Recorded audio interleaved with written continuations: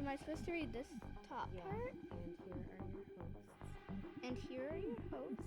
Okay, I didn't really know what to. Oh, that scared me for a second. I thought you were like, I don't know what you. For a second, I thought you were holding like a baby bear or something. Ladies and gentlemen, welcome back to another episode of the. Ladies and gentlemen, welcome. Ladies and gentlemen, welcome back to another episode of the what are those two words again? Engineering tech. I have to get that back in my mind now. Ladies and gentlemen, welcome back to another episode of the. I think of animatronics. So this is engineering and tech. Ladies and gentlemen, welcome back to another episode of the Engineering Tech Show. And your ladies and gentlemen, welcome. I want to try to start it all the way over again. Ladies and gentlemen, welcome back to another episode of the Engineering Tech Show. And here are your hosts, Goshi King and Joe Green. Oh. Sorry, it's like some of the writing, I don't really get it. Ladies and gentlemen, welcome back to another episode of the Engineering Tech Show. And here are your hosts, Goshi King and Joe Green. I want to try it one more time. Ladies and gentlemen, welcome back to another episode of the Engineering. It's taking so long. Engineering Tech Show. Engineering Tech Show. Engineering Tech Show. Engineering Tech Show. Ladies and gentlemen, welcome back to another episode of the Engineering Tech Show. And here are your hosts, Goshi King and Green Joe.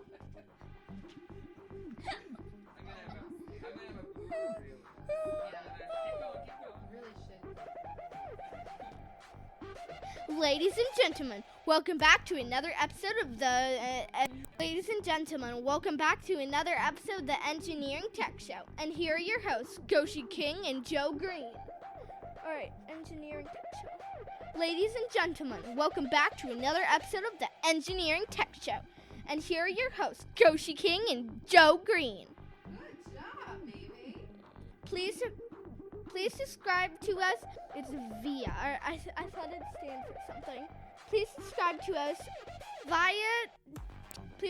to us on via iTunes, Stitcher, Google Music, YouTube, and visit us on engineeringtech.tech. All right, let me try that again. Please subscribe to us via Stitcher, iTunes. All right, I got it. Please subscribe to us via Stitcher, iTunes, Google Music, and YouTube. And visit us on engineering.tech. Da, da, da, da, da, da, da, da. Please subscribe to us on Ivan? Please subscribe to us on via iTunes. Please subscribe to us via iTunes, Stitcher, Google Music, and YouTube, and visit us on engineering.tech.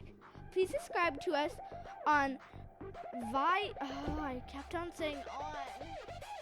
So via iTunes and Stitcher. Please subscribe to us via iTunes, Stitcher, Google Music, and YouTube, and visit us on engineering.tech. Please subscribe to us on via iTunes. I said on again. Why do I say on? Please subscribe to us via iTunes, Stitcher, Google Music, and YouTube. Please subscribe to us on.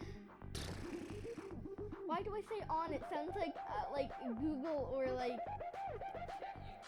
It sounds like a company or something. All right.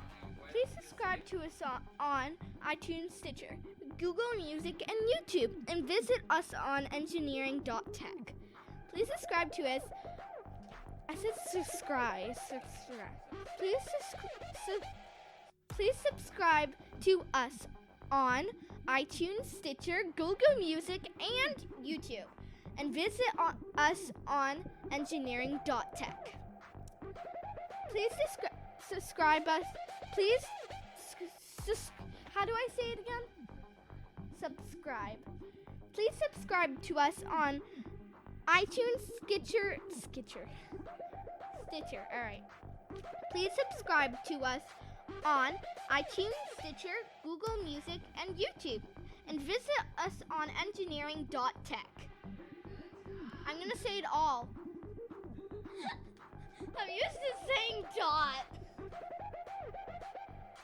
Ladies and gentlemen, welcome back to another episode of the Engineering Tech Show. And here are your hosts, Goshi King and Joe Green. Please subscribe to us on iTunes, Stitcher, Google Music, and YouTube. And visit us on engineering.tech. Hi, Joe. Hi, Goshi. You can have your phone back now. Oh, thank you. I don't want to mess up the mic. Yeah. All the things that I could go and do with your phone. Right. So, Personal data everywhere. our audience have been a little mad at us. You've been on a little sabbatical, maybe? Yeah. Is that the right word? That probably would explain it. Our apologies. We've been getting emails and messages in terms of where the hell are you guys? Why no more podcast? And the short of the answer is Joe is just a slacker. Very lazy. Got Actually, some nice weather. It's hard to... Yeah. Well, it's been a really, really beautiful summer, and I've been consumed with construction at my property. That's part of the reason. And Joe has been consumed with whatever else that he consumes. Video games a little bit. Yeah. Borderlands 3 primarily. Yep. But it's been good. Your garage looks good, by the way. Thanks. It's still a lot ways to go, but, we're getting there. It's up there. It's dry. Yep. That's all that matters. So, hey, listen, you went to some sort of greenhouse. I did. Yesterday, I went to an open house tour of a greenhouse down in... Was that a grow business? No, it was not. It was a... Maybe once it legalizes, it could easily expand out into it, I'm sure. Yeah. But for the time being, they primarily do flowers, different house plants. Poinsettias, I believe that's how you say it, poinsettias, are their primary business. It was, I saw it in the local paper. They had an open house, and they were doing tours from 10 to 11 in the morning. I figured it would be interesting to check it out, see... I've never really been inside a greenhouse, like a semi-industrial level greenhouse. And it'd be pretty neat to see what they do and learn what I can. Well, what gives out it to be an semi-industrial? I'm guessing just the scale of it all. Like if, we had a greenhouse at our house or something like that, obviously it's very small. We don't have much land. These people... it's a lot more automized. They have machines, controls for everything. I guess also they're selling to other places. So they might sell to like Hannaford's or different shopping areas like that, local lawn centers. The person who gave the tour turned out to be the owner of the company. He says they don't compete with like the Walmart and Lowe's of the world and all that. Because, he said, like, they would probably be on a much, much larger scale than what he does. Yeah. But he also said they're probably selling their stuff for, like, a loss. Because, like, Lowe's might have a sale on their flowers just to bring people in the store. It's not their right, source because of they business. sell a lot of their goods than just flowers. Yeah, come have a flower and buy a $200 drill set kind of thing. Instead of, like, spending $5 on flowers Yeah. for that. Where did you say it was? It was in Loudon, New Hampshire. Loud. It was very close to the racetrack. I think a little bit south of the racetrack. Okay. Off of the main road, off 106. It was on it's almost north Concord, something. right? Yep. Yeah. Yeah. Very close to Concord. Probably I don't know, maybe a mile north of 393. And this is New Hampshire. Yeah. Just for the listeners, if they're curious. They might have a Concord in their states too, wherever the hell they're listening from. Yeah, I think there's even a Concord, Massachusetts. Yeah. They're everywhere. Yeah. Neat. Yeah, it was a very cool operation. You know, nice and warm inside. Yesterday was a much nicer day than this anyways, but it was still warm and sunny. Very cool to walk around.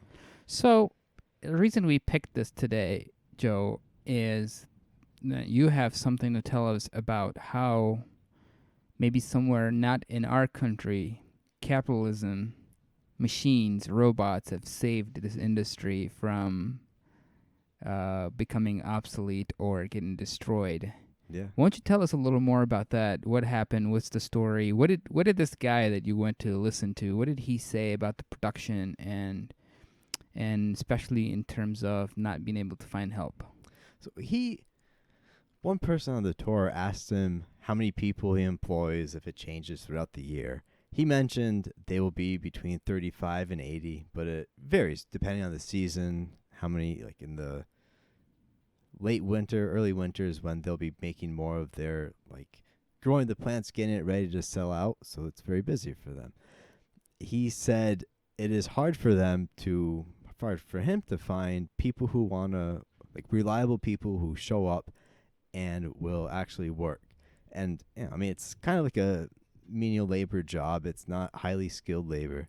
So it's obvious it's not going to be making, like, I don't know, 20, 30, 40 bucks an hour. It's probably a little bit better than minimum wage. Yeah. I mean, your nurses, not necessarily nurses, but, like nursing staff that the helpers in the hospitals make, like, what, $12, $13 an hour, something like that. Yeah. So our nursery for plants is not really a whole lot of skill required to do what you do. I'm sure it might be I think I was looking online, it might be like low teens. I'm sure it's at least double digits. Really? You think so? I think so. I mean, 'cause if you're making under that now, you really, Yeah. I guess if you're working like 3 jobs or so, you might be able to make it. It is I believe they're full-time gigs typically. Yeah. Is it seasonal? No, can't be because it's greenhouse, I right? think So most of it is full-time. He Yeah. might hire some seasonal employees just when it gets like more busy. yeah. But he did say, it was very interesting. Like, I guess the refugees in the area are like some of his best and primary sources for workers. Yeah. Because they will work. They've been good workers. For whatever you're willing to pay them, because no one else is willing to hire them for prejudices or lack of skills or language, right? Or whatever it is. I think he said one of his almost like managers is a refugee, and so it's almost just like then the manager found other people maybe from his country or from his area, so they all That's know amazing. the same language too, Right. so they work all He can pretty manage well them together. because then now the boss doesn't need to know all the language and Yep. you need to do the direction. Mhm. Man, it's a beautiful thing. Yeah, Market, it was huh? pretty fascinating. Yeah. So there you go, Republicans. Yeah, There is a use for refugees after Mhm. all. yeah, Not all refugees are welfare queens. nope. lot of There are them more work. American on welfare than there are refugees. Mm-hmm. Just saying. That's what he kind of was like. He made a point to sort of say like they do employ the New Hampshire people as well, but it's like it seems harder sure. to find local people who want to do that work And that stay pay. long enough. Right. Yeah. So that's a really good point, and that's where I want to segue into what's something that the same guy told you about, that some place in the world where the minimum wage got up so high that the greenhouse operation had to take some other measures. What place that is, and what measures there were to solve this problem, real world problem. So it is the Netherlands. Yeah. It has sounds like they have had a higher minimum wage for a much longer time. Yeah. And I did not know this either, but I guess it's better or worse. It caused them to innovate. They've had to, like instead of paying someone $20 an hour to, I don't know, mix like fertilizer and put it in a little plastic tray, they develop machines that can do it on a much faster and more reliable and consistent basis. Capitalism. Yep. That's just it. You know, like they make these machines. They've, you know, obviously it doesn't really require many people to work. Someone that probably has to start it, make sure the trays keep flowing through, keep it stacked, and stop it. I mean, See, here's how I look at pretty it, neat. Joe. I'm gonna cut you off real Yeah. quick. If I was living in Holland and I owned a greenhouse and I was paying 10 whatever Holland's currency is, okay? Pounds, whatever they use over there. Mhm. And the government said, "Nope, you got to pay 20." Right? So now, one person who could produce me whatever they could produce is going to charge me double to produce what they were producing, right? Mhm. So now I have to pay one person the price of two, right? And yet maintain my business and compete with China or somebody else or flowers that might be imported from, I don't know, Guatemala. Yeah. I don't know if they export. I'm just saying this Probably. is all hypothetical. And to compete the prices in the market, right? Then I have to find ways. Otherwise, I won't be able to produce the flowers that I need to produce for the price that is the market price. And in order for me to do that, I have to, the market decides what the wages are, not the government regulation. And if the government regulation says, "No, pal, you can't do this. This is what you got to pay," right? Mhm. Well, I'm almost at a point where I got to run out of business. So I have to find means to save my livelihood. And to save my livelihood, I decided to go with Automation. machines. Yeah. That's right. That's the thing. If you increase your price to try and pay people more, it doesn't mean that your demand's going to stay the same. I mean, Well, this so is, it's- I mean, our audience is primarily libertarian, and they do understand, Mhm. you know, the concept of economics and the employment and the wages fiasco. But those who are new to this concept, it's very simple. When if I have a food truck, and if I hire someone to flip burgers or make sandwiches, they need to be able to produce an X number of sandwiches an hour so that I can justify their salary, whatever that salary may be. So there'll be a percentage of what they produce that will go to their salary, their benefits, and all of the above, okay? I have to pay for them. I have to pay for, you know, my supplies. I have to pay for electricity. I have to pay for insurance, all those things, okay? So there is a math that's involved, and at some point, that math, when it doesn't work out, it takes the incentive for me to be in that particular business. It's taken out. So for me to stay in that business and have enough profit is my incentive. If I don't have enough profit, that makes me happy. That meets my utility. Mhm. I'm not going to do that business. I'm going to go for something else.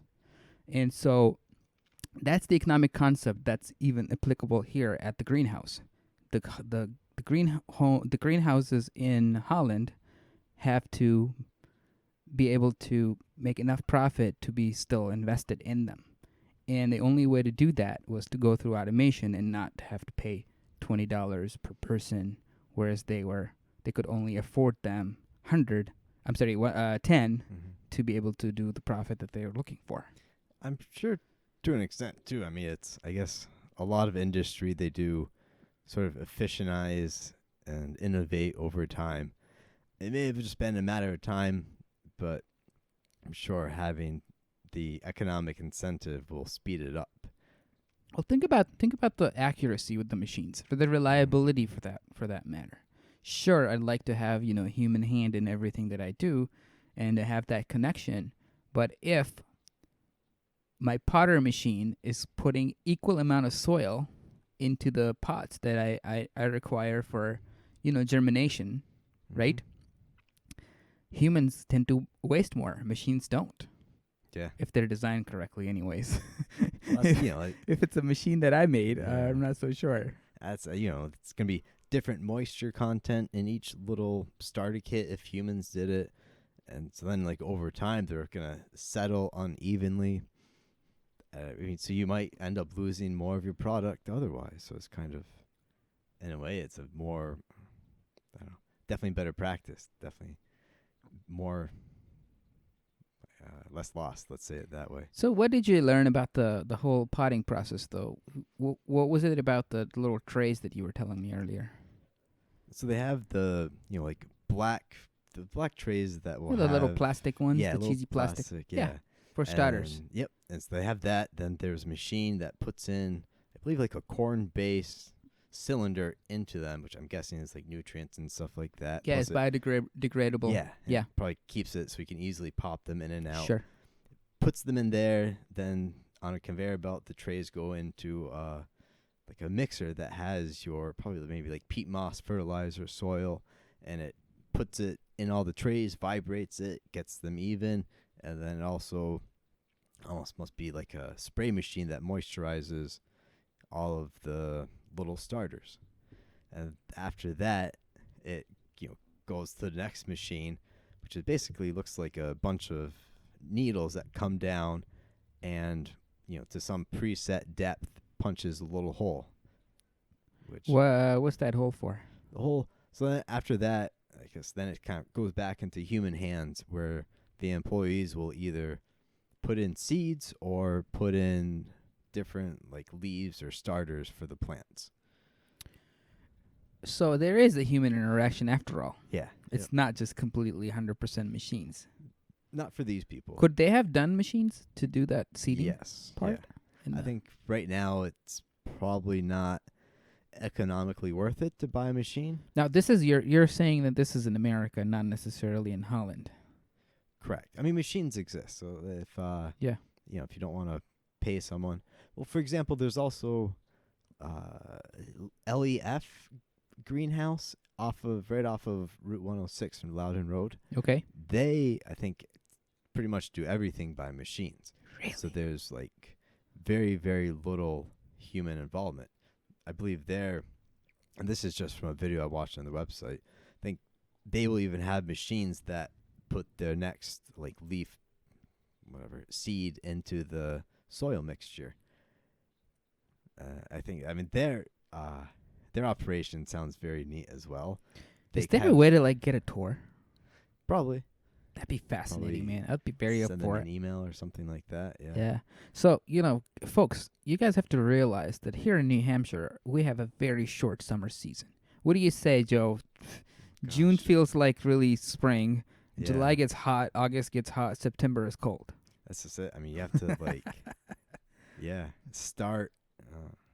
But that's just it. If you have a greenhouse, you can start your plants early. I mean, maybe a couple months early. So by the time your soil's thawed out and there's no danger of a frost, you could have, decent sized tomato plants to put in. So maybe you'll just have to wait a month or so till you get tomatoes. You're not starting from seed in June. You're kind of beating the. Yeah. I know one thing Playing some games. for sure, and obviously somebody's going to send us an email and say you're wrong. Tomatoes. So I did a couple of years back. We at my house we have a little tiny greenhouse, and we have also had a plot at a fertile land in town that was like a community, garden, and we try to do tomatoes. And the thing about organic type tomatoes is that they're like 60 to 90 days before you'd see anything. And that's too long for a New Hampshire summer. And we need these greenhouses. Yeah. It's not like we have to rely on these for a lot of things. And I'm sure tomatoes is one of them, those things. And, so, I'm sure that the growth, I don't know, I've seen some pictures and so forth where you see that people actually grow tomatoes all year long indoors, and man, I can't imagine, having an operation that's so small on a small scale that tomatoes are growing every 4 months and not every month or so. Yeah. For a family that cooks and eats at home to be able to like have a proper supply. You would you would have to constantly be, I guess, repotting, reseeding your tomatoes. Like practically every week, I think. Yeah. To be able to, or whatever, that's insane. But So I guess some plants, though, I think with like pepper plants, maybe tomatoes are different. I think if you keep the temperatures right, you can probably get them to just keep refruiting all the time. So maybe the tomatoes, I guess you'd have to keep giving it feed, keep pollinating it. You might be able to extend the life so it can, I guess, bear fruit for a longer time. Yeah. I'm not a gardener, so I could be wrong, but I know Yeah, neither am I. some you can probably, that's it too. You're indoors, you can control the environment, you control the light cycles. Yeah. You might be able to either at least extend it out, so you might, I don't know, make it so you don't need 50 plants a year, maybe 20, something like that. Yeah. Many moons ago, I knew a friend. I still do know the friend, but not in this state, some other state, without saying names. Had a grow operation, an illegal, quote unquote, operation in their basement. And what they did is they had old, expired refrigerators from dump. And then they had retrofitted them into this grow operation with, like the lights and all kinds of, indoor operation or different things. And that was pretty cool to see, It is. It's if you're into it. Yeah, people will do, and definitely technology is there. Science will save you, man, if you Yeah. live in New Hampshire, I'm telling you. Yeah. So what else did you learn? Another thing I learned besides the automation, everything, a lot of the aspects are automated. The watering, so I think some of the more crucial elements that if you mess it up, you could kill the plant or ruin it, are more controlled by like human action. Yeah. Although even like lights and stuff like that, you still have to do your set points, set your timers, and then the machines take over. And Wait, so the automation, what parts of the operation do you think are controlled by the automation? Okay, temperature is one of them. temperature is one. So like this is actually another. I guess it's a Dutch greenhouse system. I think that's maybe the term or technology. Sounds like But- like someone said, or you said, Yeah. but seems like Holland or Netherlands have perfected their I guess they, I mean, I Greenhouse? think, I don't know too much about their climate, but I think it is probably Cold. colder Oh, than our cold. climate. My cousin lives there. Yeah. She's a PhD in some nerdy physics stuff. But I mean, I think they might even have, maybe it doesn't get as extreme cold, but they might have a shorter outdoor growing season than us. Maybe they don't. But so they have greenhouses. Obviously, the whole thing is glass, but the roof system, you can have a couple different operating, like opening schemes. You can have like an accordion style where it will maybe go from one end and fold up like an accordion.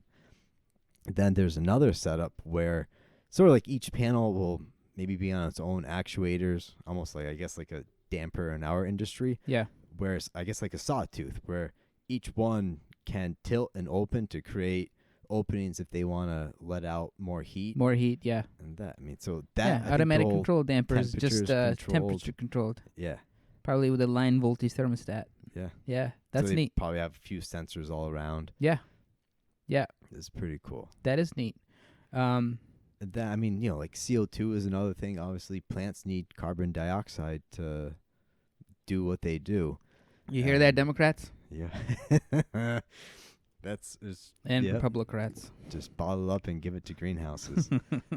But that's something that's also controlled. So if your CO2 levels are low, I don't know how they do it. If they just have bottled CO2 or dry ice, or if they, it's it too. You can burn some propane and it will give you some CO2 as well. But anyway, so I'm guessing, just control it to some set point. It will pump out some CO2 if it needs it. Yeah. Just to, that's, because your livelihood depends on this product, you're going to play around with temperatures, different CO2 levels, humidity, moisture levels.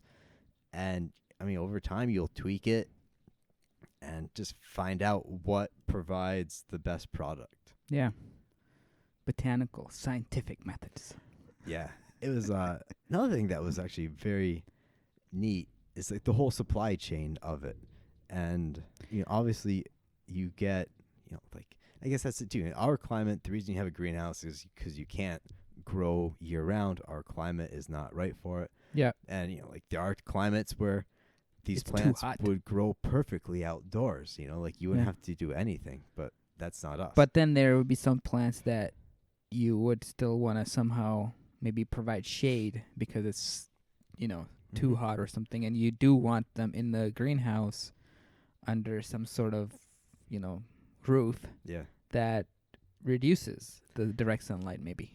They do have, this is another fascinating, you remind me of it, basically like a 2-tier shading system. It's maybe like a mesh screen, Yeah. for lack of a better word.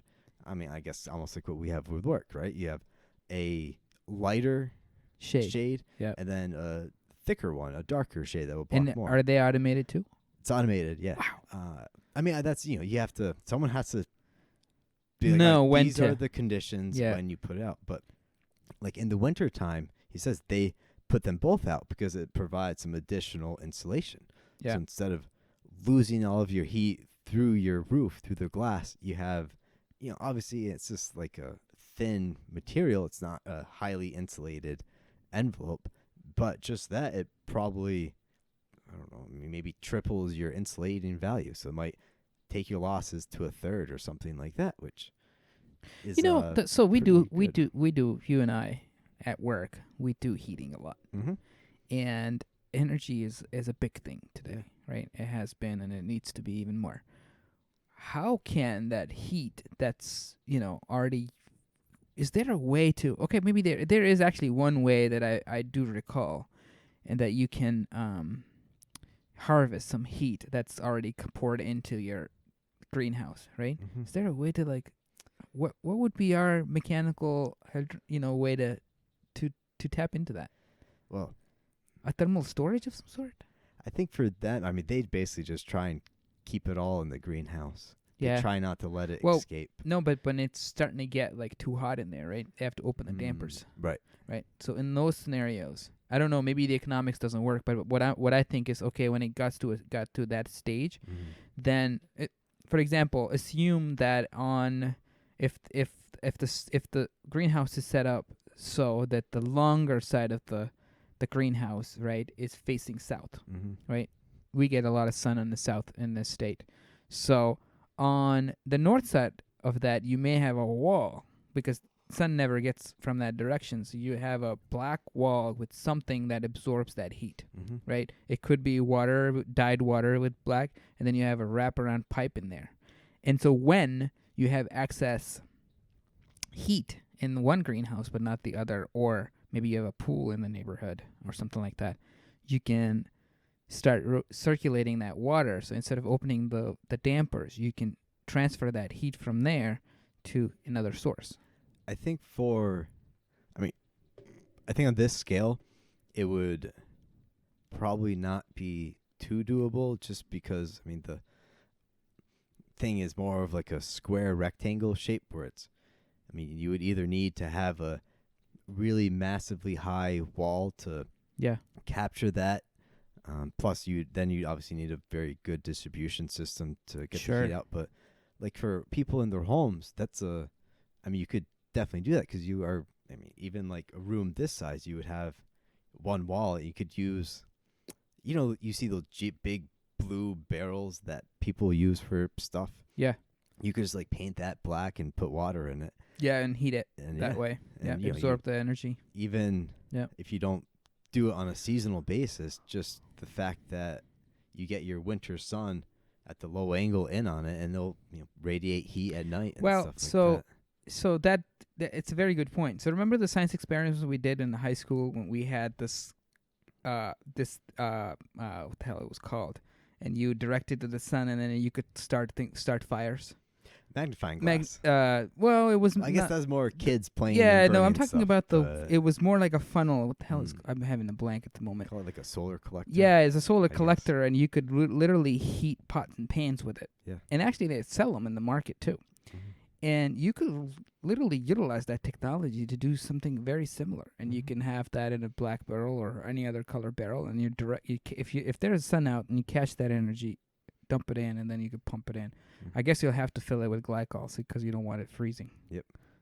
So it's like a 30% concentration or 40% concentration of propylene glycol or ethylene glycol or something like that to Mhm. prevent freezing. I think definitely on I'm sure residential scale, Yeah. that would make sense, and it Yeah. would be relatively. I mean, yes, you can probably go to some factory and pick up those barrels for cheap or free because they might just toss it out. You come home and fill it up with water and try it out. I recently picked up them barrels, 2 of them, just for burning wooden chips. Yeah. From the yard, $10 each. Yeah. They had paint in it, but Oh. after the first fire, all that paint's burned up. Mhm. You know, all them VOCs right in the air, man. That's you're not using it. You're not storing your drinking water, so it's sort of No. as long it's a sealed system. Well, if you could clean them, that's Yeah. pressure washers. They call them pressure washers for a reason. They Yeah. do magic, man. Yeah. You know, but I think they rust pretty quickly, so you almost want plastic ones. Yeah. And I don't know. I think plastic probably is about the same price if you can get a used one. I'm sure someone somewhere is going to be throwing them out. Or Yeah. Or we can have Chinaman make us. yeah, for More. cheap.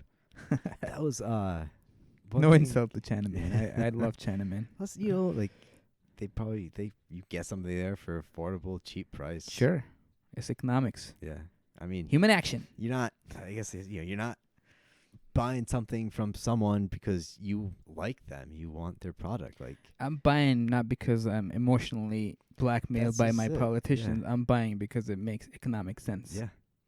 Pennies versus dollars, boys. Yep. What was- else? I would say one thing that fascinated me was just in general the supply chain. How, different. You can travel the world. You get different plants from everywhere and bring it back to America, grow them, and then ship them out to United States, Canada, North America. I'm sure that to some extent it goes both ways. Where we have special plants here, we ship overseas for people to grow. Just that, it was pretty neat. I mean, and then on top of that, there's possibly in a scientific realms, it needs a little more study to look at. Okay, well, that $15, $20 minimum wage is coming in America, and like you said, this person is already struggling to find employees, and he can't keep people, and the ones he has, he's paying whatever he can afford to. But at the same time, Lowe's or Home Depot is his competitors, and they reduce the price of their goods or their perennials to almost nothing, so they can drive traffic into their stores, so then they can buy other hardware related lumber, et cetera, from Lowe's and Home Depot are selling thousands of things versus the Yeah. greenhouse guy. They So can his take a loss. competition is not just selling flowers. He's got to compete with these other giants that have no vested interest in what he does. But then because of that market competition and because of the government regulation, he's almost forced to out of business.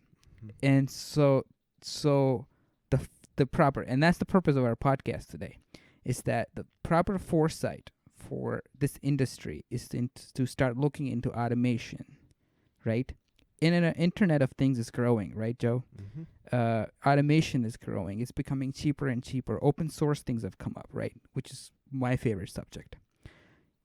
Automate the heck out of this so that not only that you perfect your industry, right, in terms of production, right, but also you don't have to worry about running out of business because some Bernie Sanders got elected. Yeah. Right? Well, good. I think, I guess, too, for that, I mean, obviously, there will always probably be little places on the supply chain that it makes sense to have humans there, or that it's just Always. cheaper, more Always. efficient. Sure. But I mean, yeah. we're very far from where everything is Mhm. all machines, right? And you know what? I hear this a lot, and people panic a lot. Don't bloody worry about it, okay? Just stay on top of your game. Keep doing what you're doing.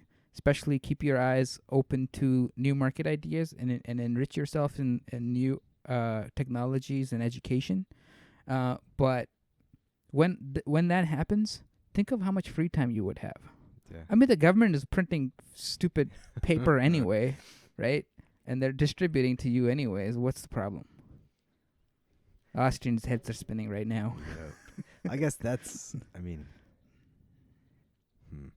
to play devil's advocate, kind of, like, if it only works if prices are also like allowed to drop as well, right? Like Yeah. if you can do something more efficiently, you would think like if whatever you double your efficiency, your price could go down because maybe you are using less raw material to make the same goods. So in a way, it should kind of cost less to produce that. But if that price of your end product like keeps going up instead of down as you get more efficient, I don't know. It seems like it's kind of like the backwards of what you would expect.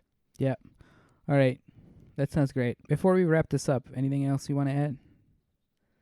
Not today. All right. Well, folks, if you like our podcast and you think that there are some additional things that we could have just talked about in here, especially regarding science, automation, and so forth, leave your thoughts, leave your comments, and start a discussion on Facebook, our Facebook page, or YouTube channel, or whatever you're consuming our content, and then that'd be awesome. And then we'll like to hear back from you. Send us an email. There is one thing actually I wanted to add. Yeah, go for it. I didn't know this was the thing, but there's cat grass. I don't know if you've ever come across it or not. Yeah. Then My cat loves it. oh yeah, like special. Yeah. Okay. Yeah, it is actually called cat grass, and you Yeah. can grow it. You can buy seed and stuff like that. And cats love chewing on it. My cat loves just rubbing his chin on it. It's not like very stiff or anything. He just, I don't know, for some reason, he just likes to rub his chin right on it and Does then it chew on it. stay alive, or does it just like die out after a week or two? Yeah, it's hard to, I can't recall, but my cat, he likes to like dig them out of there. Okay. So they don't really it. last very long. So Yeah. every time we've bought this, like it, last couple of days Mhm. at tops. Okay. Yeah. Interesting. Cat grass, yeah. Yeah. It's fun. And cats love plants. Yes. My cat's knocked over this plant over here. Cats well, are not good those for two. plants, but they seem to like them. Yeah, he's knocked those over and then spilled them over here because he was like trying to climb up, his two claws, and then grabbed on the leaf, and I think he pulled on it, or maybe his weight was too much, Yeah. and then the whole thing tipped over because his weight. He doesn't weigh much, but whatever it was just right to tip it over. And then Mama was really mad, and so I had to come in and rescue the cat. Vacuum them up. Yeah. All right, folks, thanks for listening. Thank you. Until next time. Bye. Please subscribe to us via iTunes, Stitcher, Google Music, and YouTube. And visit us on engineering.tech. This was Engineering Tech Show.